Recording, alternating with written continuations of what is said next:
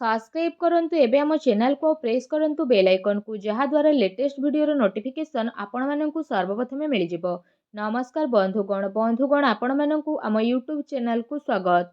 बंधुगण आज रो वीडियो रे आमे जानिबा 17 तारिख रो दिनटी आपणकर किपरि साब्यस्त हेबो ता सहित जदि कहिबा आज रो दिनटी को आपण माने किपरि साब्यस्त करिवे आजिर दिन आपणकर किपरि कटिबो ଏହା ସହିତ ଯଦି ବିଶେଷ ଭାବରେ ଆମେ କହିବା କେଉଁ ସବୁ ଜିନିଷରେ ଆପଣଙ୍କୁ ଫାଇଦା ମିଳିବ କେଉଁ ସବୁ ଜିନିଷରେ ଆପଣଙ୍କୁ ସାବଧାନତା ଅବଲମ୍ବନ କରିବା ପାଇଁ ପଡ଼ିବ ଆପଣଙ୍କର ଲଭ୍ ଲାଇଫ୍ କିପରି ରହିବ ବିଜନେସ୍ କିପରି ରହିବ ବ୍ୟାପାର କିପରି ରହିବ କ୍ୟାରିୟର କିପରି ରହିବ ସ୍ୱାସ୍ଥ୍ୟ କିପରି ରହିବ ସବୁକିଛି ପୁରା ଡିଟେଲ୍ସରେ ଆମେ ଜାଣିବା। ଏହା ପୂର୍ବରୁ ଚ୍ୟାନେଲରେ ନୂଆ ଆସିଲେ ଚ୍ୟାନେଲକୁ ସବସ୍କ୍ରାଇବ୍ କରନ୍ତୁ, ସାଙ୍ଗରେ ନୋଟିଫିକେସନ୍ ବେଲ୍କୁ ମଧ୍ୟ ଅନ୍ କରନ୍ତୁ ଓ ଭିଡ଼ିଓ ଶେଷରେ ଗୋଟେ ଉପାୟ ବିଷୟରେ ମଧ୍ୟ କହିବୁ ଯାହାଦ୍ୱାରା ଆପଣ ଆଜିର ଦିନକୁ ଆହୁରି ଅଧିକ ଶୁଭ ଓ ମଙ୍ଗଳଦାୟକ ସାବ୍ୟସ୍ତ କରିପାରିବେ। तो आसंतु जानिबा कि 17 तारिखर दिन आपणकर किपरि साब्यस्त हेबो केउ प्रकारर आजिर दिन को आपण प्लानिंग करिवे आसंतु जानिबा किपरि रहिबो आपणक पई आजिर दिन। जदि सबुठारु प्रथमे आमे आपण मानकु कहिबु कि कोन आपणक पई आजि पॉजिटिव रहिबा पई जाउछि जदि विशेष भाबरे आमे आपण मानकु कहिबु तो फ्रेंड्स आजि विद्यार्थी मानकु इंटरव्यू आ कैरियर संबंधित परीक्षा रे सफलता मिलिबार पूरा संभावना बनुछि। सेथिपई निजर पाठ पढ़ा प्रति एकाग्रचित्त आपण रुहंतु। आपणकर संतुलित दिनचर्या कारणरू अधिकतर काम आपणकर समय सह पूरा मध्य हेबो। ता सहित जदि कहिबा कोनोसी धार्मिक प्रवृत्तिर व्यक्तिଙ୍କ द्वारा आपणकर साक्षात मध्य आपणकर विचार धारे सकारात्मक परिवर्तन नेकी आसीबो तथा जीवन सह जड़ित प्रत्येक कार्य को करिबारे बहुत भल नजरिया आपणको विशेष भाबरे प्राप्त हेबो। आर्थिक स्थिति मध्य आपणकर काफी भल रहिबो। ता सहित संपर्कीयों सहित मनोरंजन संबंधित प्रोग्राम आपणकर बनिबो आउ संबंधरे घनिष्ठता मध्य आसीबो। पूर्व किछि टाइम रु जेउ कार्य प्रति विशेष भाबरे आपण परिश्रम करूथुले तो से सबुर शुभ परिणाम आशा ठारू अधिक आपणको प्राप्त हेबो। धार्मिक कार्य प्रति आपणकर विशेष भाबरे रुचि बढ़िबो। पूर्व किछि समय रु जेउ कार्य रे आपणकर रोकावट आसुथुला तो से सबु कार्य आपणकर बहुत ही शीघ्र आसान उपाय रे समाधान मध्य होई जिवो। वस्त्र आभूषण जेपरि किणा किणी रे आपण आपणक टाइम को स्पेंड करिवे समय आपणक सपक्ष रे जिवो तेणु तार सम्मान करंतु। कोनोसी शुभ समाचार मिलिबा कारणरू घर परिवार रे खुशीर माहौल देखिबाकू मिलिबो। आपणक परिश्रम द्वारा कोनोसी महत्वपूर्ण कार्य मध्य आपणकर संपन्न हेबो। आपणक योग्यता एवं क्षमता उपरे परिवार सदस्य माने गर्व अनुभव करिवे। कोनोसी अविश्वसनीय व्यक्तिंकर परामर्श आउ सहयोग आपणकर हजि जाइथिबा प्रतिष्ठा को पुणी थरे हासिल करिवो जहा द्वारा आपणकर आत्मविश्वास रे वृद्धि हेबो। ता सहित घरे कोनोसी धार्मिक आयोजन मध्य आपणकर संपन्न हेबो। ଏହା ସହିତ ଏ ଦିନ ଆପଣଙ୍କ ପାଇଁ ବହୁତ ହି ଭଲ ଦିନ ସିଦ୍ଧ ହେବ। ଏ ଦିନ ଆପଣଙ୍କୁ ନୂଆ ନୂଆ ସଫଳତା ମିଳିବାର ବିଶେଷ ଭାବରେ ଅନେକ ହିଁ ଯୋଗ ବନୁଅଛି। ଆସନ୍ତୁ ଜାଣିବା ଏ ଦିନରେ ଆପଣଙ୍କ ପାଇଁ କ'ଣ ନେଗେଟିଭ୍ ରହିବ। ଯଦି କହିବା ଫ୍ରେଣ୍ଡସ୍ଙ୍କ ସହିତ ଏ ଦିନରେ ଅଯଥା ବୁଲାବୁଲିରେ ଆପଣ ଆପଣଙ୍କର ଟାଇମ୍କୁ ବ୍ୟର୍ଥ କରନ୍ତୁ ନାହିଁ। ନିଜର ଶାରୀରିକ ଊର୍ଜାକୁ ବନେଇକି ରଖନ୍ତୁ। ଅଳସ୍ୱାମୀରେ ମନୋରଞ୍ଜନରେ ସମୟ ବ୍ୟତୀତ କରିବା ଠାରୁ ବନୁଥିବା କାର୍ଯ୍ୟରେ ଆପଣଙ୍କର ରୋକାବଟ ମଧ୍ୟ ଆସିପାରେ।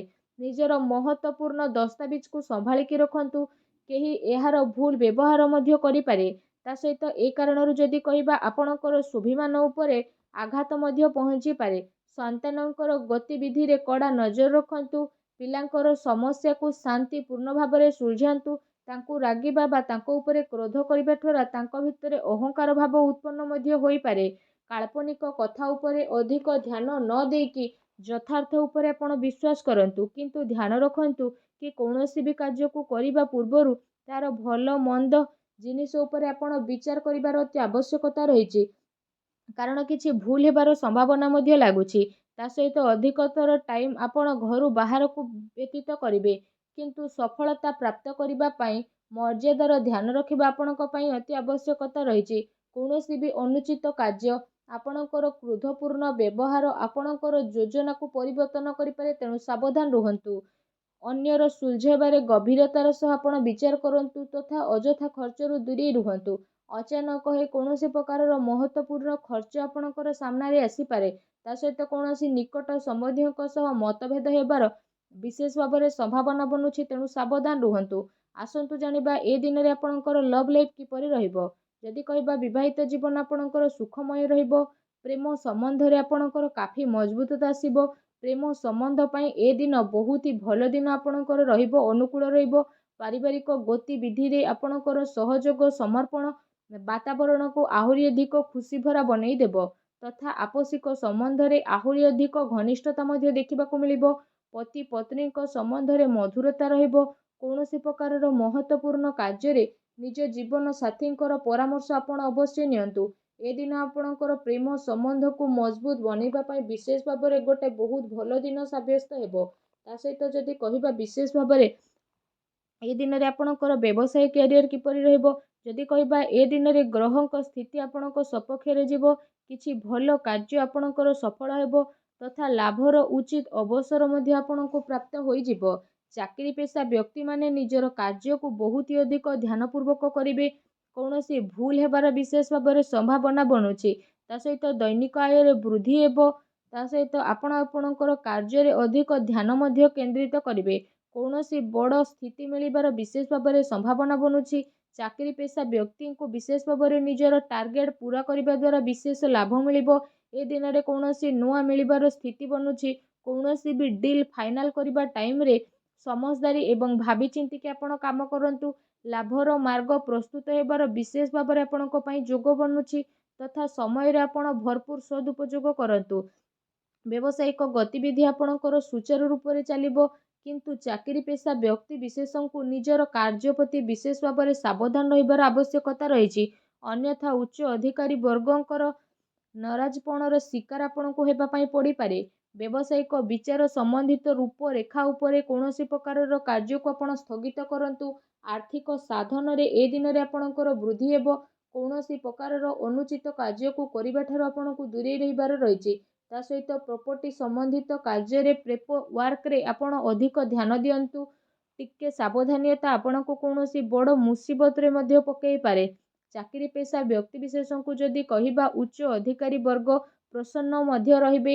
ପ୍ରମୋସନ ମିଳିବାର ମଧ୍ୟ ବିଶେଷ ଭାବରେ ଯୋଗ ଆପଣଙ୍କ ପାଇଁ ବନୁଛି।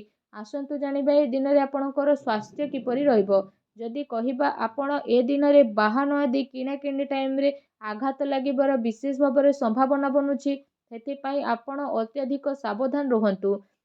ଏମିତିରେ ଆପଣଙ୍କ ସ୍ୱାସ୍ଥ୍ୟ ବହୁତ ହି ଭଲ ରହିବ।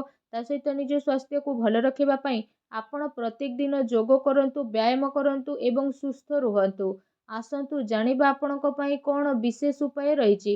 ଯଦି କହିବା ଆପଣ ସ୍ନାନ ଆଦି ବିଶେଷ ଭାବରେ କରିସାରିବା ପରେ ଭଗବାନ ଶିବଙ୍କର ମନ୍ତ୍ର ଜପ କରନ୍ତୁ। ତା ସହିତ ବିଶେଷ ଭାବରେ ଘରେ ପୂଜା ପାଠ ଆଜି କରନ୍ତୁ। ଛୋଟ ପିଲାଙ୍କୁ କିଛି ନା କିଛି ଖାଇବାକୁ ଦିଅନ୍ତୁ, ଯାହାଦ୍ୱାରା ସବୁ ନକାରାତ୍ମକ ଶକ୍ତିର ବିନାଶ ହେବ, ଶୁଭ ଫଳ ପ୍ରାପ୍ତ ହେବ। ଭିଡ଼ିଓ କେମିତି ଲାଗିଲା କମେଣ୍ଟ କରିକି ଜଣାନ୍ତୁ। ଚ୍ୟାନେଲରେ ନୂଆ କରି ଆସିଥିଲେ ଚ୍ୟାନେଲକୁ ସବସ୍କ୍ରାଇବ କରନ୍ତୁ। ଧନ୍ୟବାଦ।